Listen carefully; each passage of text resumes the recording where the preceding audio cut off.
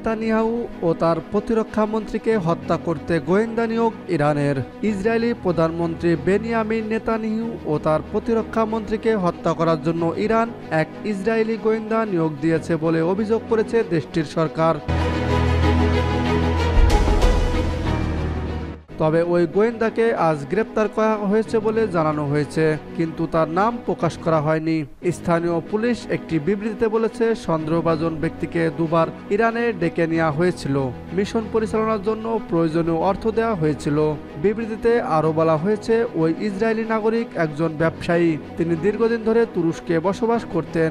সেখানে তার তুর্কি এবং ইরানি নাগরিকদের জন্য ব্যবসায়িক ও সামাজিক সম্পর্ক ছিল।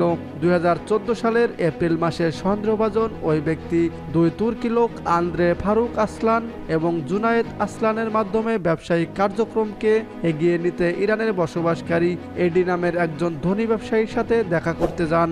এছাড়া তিনি সিরিয়ার কাছাকাছি তুর্কি শহর সামান্দক সফর করেন। সেখানে তিনি ইরানি ব্যবসায়ীর পাঠানো দুই প্রতিনিধির সাথে দেখা করেন। সামান্দাগে সন্দেহভাজন ওই ইসরায়েলি এবং ইরানিরা একটি ফোন কলে কথা বলেছিল। পরে তারা ইরান ছেড়ে যেতে পারেনি। পরে চলতি বছরের মে মাসে সন্দেহভাজন ব্যক্তি আন্দ্রে জুনায়েদ এবং এডির দুই প্রতিনিধির সাথে দেখা করতে তুরস্কে গিয়েছিলেন। ইরানি ব্যবসায়ী স্পষ্টই আবার ইরান ছেড়ে তুরস্ক যেতে অক্ষমতা প্রকাশ করার পরে ওই ইসরায়েলি পূর্ব তুর্কি শহর ভ্যানের কাছে একটি ল্যান্ড ক্রসিং দিয়ে ইরানে গিয়েছিলেন। পরে সেখানে তিনি এডি এবং খাজা নামেক আরেক ব্যক্তির সাথে দেখা করেছিলেন, যিনি নিজেকে ইরানের নিরাপত্তা বাহিনীর সদস্য হিসাবে উপস্থাপন করেন। তদন্ত অনুসারে ইরানের এডির বাড়িতে একটি বৈঠকের সময় সন্দেহভাজন ওই ইসরায়েলি নিজেকে ইসরায়েলি নাগরিক হিসাবে উপস্থাপন করেছিলেন।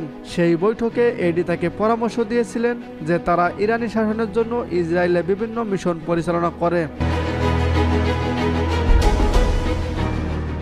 এর মধ্যে রয়েছে নির্দিষ্ট স্থানে অর্থ বা হ্যান্ডগান পাঠানো, এছাড়া জনাকীর্ণ জনসাধারণের জায়গার ছবি তোলা এবং ইসরায়েলি বেসামরিক নাগরিকদের হুমকি দেওয়া যারা তাদের পক্ষে কাজ করছেন। তখন তিনি বলেছিলেন যে তিনি বিষয়টি ভেবে দেখবেন। পরে চলতি বছরের আগস্ট মাসে ফের ইরানে যান। তদন্ত অনুসারে একটি ট্রাকের ভেতরে লুকিয়ে একটি ল্যান্ড ক্রসিংয়ের মাধ্যমে তাকে ইরানও পাঠানো হয়েছিল। সূত্র টাইমস অফ ইসরায়েল।